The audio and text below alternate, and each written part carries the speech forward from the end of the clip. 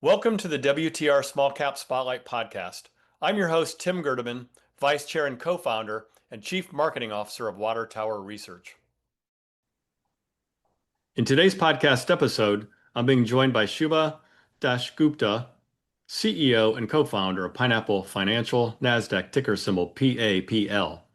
Pineapple is a Canadian financial technology company that operates as an advanced cloud-based brokerage network, equipping over 700 independent brokers with proprietary AI-driven tools to streamline and simplify the home financing process for Canadian homebuyers. Also joining is my WTR equity research colleague, John Roy. Good morning, gentlemen, and thanks so much for joining me today. Great to Thank be you so here, much. Tim. Shubha, first off, great to see you again. It's been a while, too long. For those listeners not familiar with Pineapple Financial, can you please provide a quick overview of the company's business model as well as your corporate strategy? Sure. So this business started about 10 years ago with a focus around digitizing and innovating the Canadian mortgage landscape. At that time, we felt that the industry was very heavy analog and manual in its processes, and we wanted to be the driver of innovation and change and ensure that, we were staying ahead of where the industry needed to be, but also ensuring that we're clearly defining the vision of what it could be. And over these last 10 years, we've done just that. We've built a full end-to-end ecosystem that captures everything all the way from customer inception all the way down to 25, 30 years later in their journey.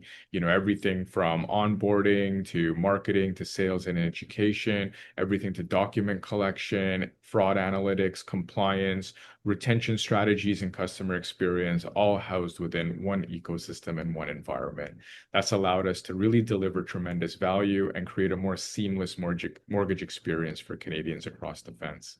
Today, we've funded over $15 billion in mortgages since inception, and we're funding about $3 billion annually, coast to coast here in Canada. As mentioned, about 700 users on our platform.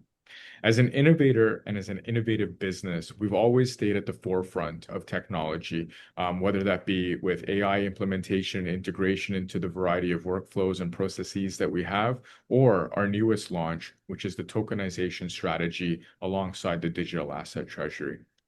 So today, our business is compiled essentially of three verticals, all working hand in hand with one another. We have our core mortgage business, which we kind of just introduced, that we've been building for the last decade.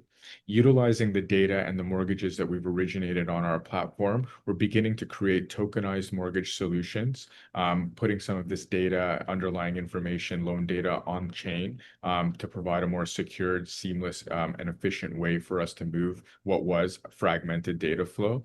And with that, we're also building a digital asset treasury, hosting and holding the same token in our treasury of the blockchain that we're developing on. So we're supporting the blockchain and the tokenization using the mortgage data, and we're supporting the business with capital efficiency through the digital asset treasury. So all three working hand in hand with one another.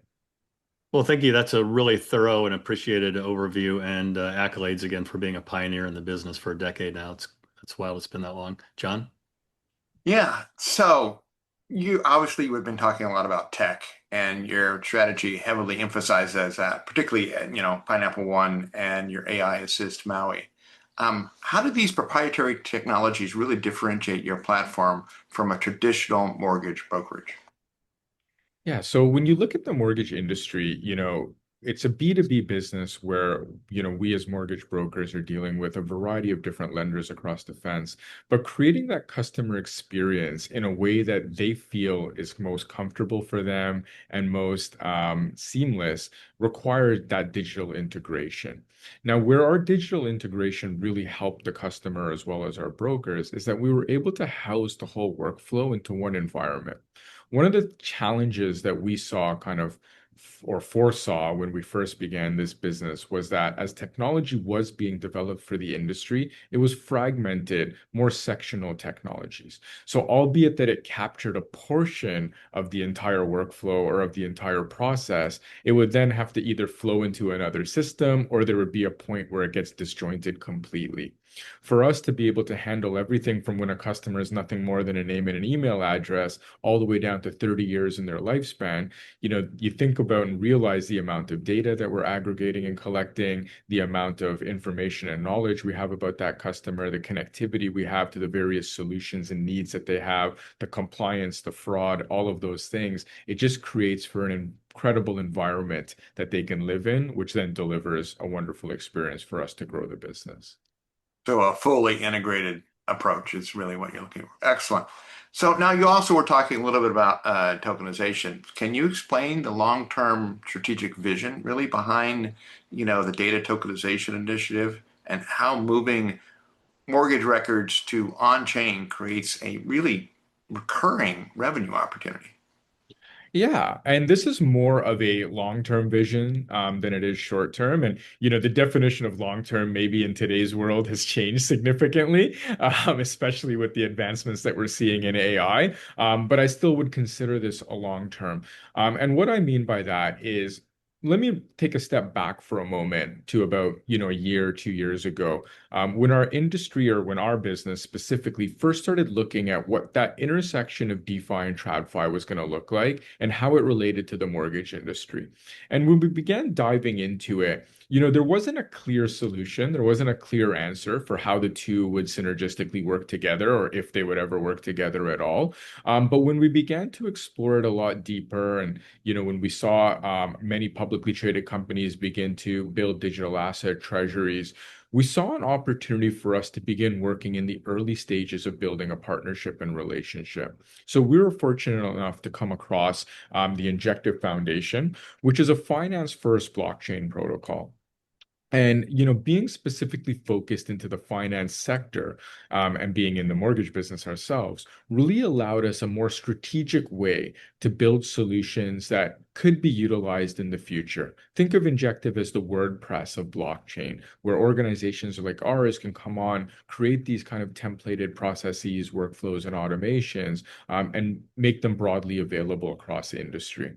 So as we began doing that, we started asking ourselves, well, what is the first way? What is the way that we're going to be able to really build out this solution? And obviously, there's 100 ideas out there, but what we thought and what we saw would be kind of the path for us to be able to get on was to take the fragmented data that exists today across the mortgage industry. And fragmented meaning that some of it lives in PDF documents, some of it lives in filing folders, some of it in different data systems and different data warehouses, and really aggregate that all into one place, one environment, and mint it as a token.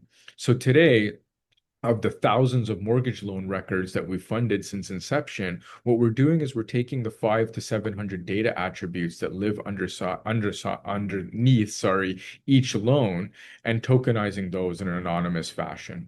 So now when, an investor or an audit firm was to look at our organization and say, hey, can you validate and verify, these loan records? Well, the data is there, all in one place, all provable. Now, in the future, what can be done with that? Well, I think sky's the limit. But one thing that we're really looking at, and one of the things that we would really like to hope to accomplish, is allowing more liquidity into the mortgage market. And what does that mean? It means that today mortgages are funded specifically in Canada by, a couple main channels, right? We have mortgage-backed securities, we have deposits through the big banks. Well, we envision a world where we think we can open up digital assets as part of liquidity into mortgage investments. So people that hold tokens or any kind of digital asset can acquire either a fractional ownership in a mortgage loan or in a mortgage loan portfolio. All of the data is already there. We can provide that ownership over to them in a secured and efficient manner, and they can begin earning real world yield off of that digital token through the mortgage interest that's being paid. So one way that we envision kind of these intersections meeting and working together in the future, alongside many others that we're obviously envisioning and working on. Right. Now, another slightly different strategy you have is a digital asset treasury, the yield strategy there. And I was curious as to how you balance market volatility with the core financial operations of the company. Yeah, so the digital asset treasury, albeit working, synergistically with the other two verticals of our business, does kind of operate as a standalone, and great governance built around that. So we have built a special advisory committee, who's governing the digital asset treasury, who's working strategically with a variety of different, banks and institutions in the crypto space to ensure that we're optimizing, both our accumulation through various accumulator programs of tokens that we're putting in, of balancing risk through stablecoin USDC as well as cash, having proper allocations, ensuring that, we're kind of optimizing our acquisition of tokens, and building staking yield, which is driving more capital efficiency and revenue into the business. So they're monitoring and managing it on a daily basis with rigor, with governance, and with board oversight. Right. Now, what are your primary strategic levers that you're really looking to pull to transition the company to a sustainable long-term profitability? I know you've made some recent operational changes. Curious as to if you could give us some color on that. Yeah. So the last, we'll call it 3 years, maybe four, of the mortgage industry, specifically here in Canada, have been tumultuous. We've been dealing with headwinds such as extraordinary inflation causing high interest rates, dampened real estate markets and consumer demand and consumer sentiment that really just, almost fell off of a cliff. And as our organization battled those headwinds, we're actually very proud of how we weathered that storm. We continued to stay growing, albeit modestly, and we continued to navigate, really what was an unpredictable environment where, unfortunately, some of my peers and competitors just didn't even make it. As we kind of look to the future now that we've weathered this storm and we feel that we're moving into a brighter horizon slowly, I don't think it's going to be a hockey stick style of rebound, but as we're progressively moving into a better real estate environment and economy, we've already begun making a lot of strategic, adjustments to modify the business towards profitability in this new age. So the two ways that we're really looking at that, and I might offer a third, which is really just more of a subsection of one of them, is, cost reduction. Cost reduction, I think, is something that we have to be cautious about, right? Because you have to balance cost reduction with future growth and future scale as well. You can't put yourself in a position where we're not growing, we're not optimizing, and we're not innovating, but we also have to be very responsible with how we manage the fiscal budget and how we approach, the OpEx of the business. So over the last couple of years, we've been able to reduce the operating costs by about $2 million, which has helped significantly get our balance sheet to, near profitability and break even, which is where we were reporting on our last quarter. And we continue to see that there's some opportunity for some minor adjustments, but we've done most of the heavy lifting on that front and have gotten to where we needed to be. Now, the next phase of profitability really comes from growth. And as a growth-focused business, as a sales-focused business, that's really where I, as an executive, want to focus our attention because, you can't cut your way into growth, but we can grow our way to tremendous success. So as we kind of enter this new era of mortgages and we're starting to see increase in consumer sentiment, we're starting to see more and more opportunities, and we're starting to see more and more opportunities building on our platform through AI analytics, through retention, through reoccurring revenues with existing customers that we've originated on the platform. All of these things are going to compound in the years ahead, drive more revenue, more users, and drive essentially more profitability for the business. Yeah, and your network really relies significantly on independent agents. I was curious as to what are you doing to grow that? What are you doing to retain them? Really, since it's a key element, what do you talk about when you talk to these independent agents? So the goal here is how do we help agents close more business, drive more revenue, and reduce the amount of work and time that's required to do so. So that's what our platform is optimized to do. And especially now, as some of our algorithms have shifted into more AI-driven algorithms and predictive modeling, where we were helping to analyze and assess customer portfolios, drive real-time customer opportunities, whether from cost savings or, new qualification opportunities. Now we're able to do it at lightning speed, and we're able to offboard a lot of that manual work that was required throughout the process, right? What used to be kind of 8 hours of maybe underwriting on a mortgage loan application today has been reduced to well below an hour. And where we reallocate that time for mortgage agents is what our value proposition is. So if we're able to reduce, X amount of percent of hours from each loan transaction, well, now you have a variety of things you can do with each hour. And that could be going out and hunting new business. It could be spending time with your family. It could be vacationing. Our platform is optimized, not you going out and necessarily hunting new business, but finding it from your already existing book. So it's optimizing renewal opportunities for customers, cost saving opportunities to help them get into better interest rates. So, albeit that you're going to go get net new business, we're also driving revenue from your existing book at an increased tick. So, if we can help people make more money more efficiently, that's going to help us grow the business. Excellent. So if you take a step back, looking ahead, what is the most critical strategic milestone that investors really should kind of focus on over the next, I don't know, 12 to 18 months? Like you said, short term versus long term has changed the definition recently, but just over the next year, let's say, to really gauge Pineapple's market acceptance.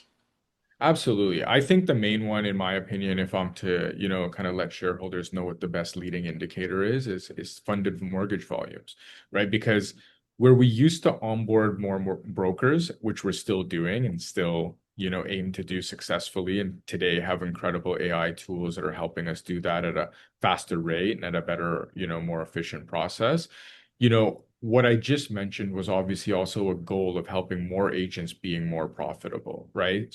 So, as more and more agents maybe leave the industry because of AI or because of other opportunity, we want to ensure that the funded volume continues to grow. Because the ideology here is that one person could continue doing the business of maybe what used to be five or maybe even more, right? So funded mortgage volume is really that key KPI that I think shareholders should really keep an eye on, and something that we intend to grow significantly over the years ahead.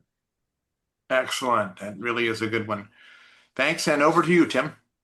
John, thanks. And Shubha, great to see you again. And thank you so much for a long overdue update on our podcast. And have a great afternoon. Pleasure's all mine. Thank you so much, Tim. Thank you, John. Thank you for listening, and don't forget to subscribe, as well as visiting www.watertowerresearch.com to stay up to speed on the company's small cap written research reports, podcasts, fireside chats, industry-specific symposiums, and conference schedules. We will see you next time for another edition of the WTR Small-Cap Spotlight podcast. Finally, a special thanks to the producer and editor of the podcast, Krista Fitzpatrick.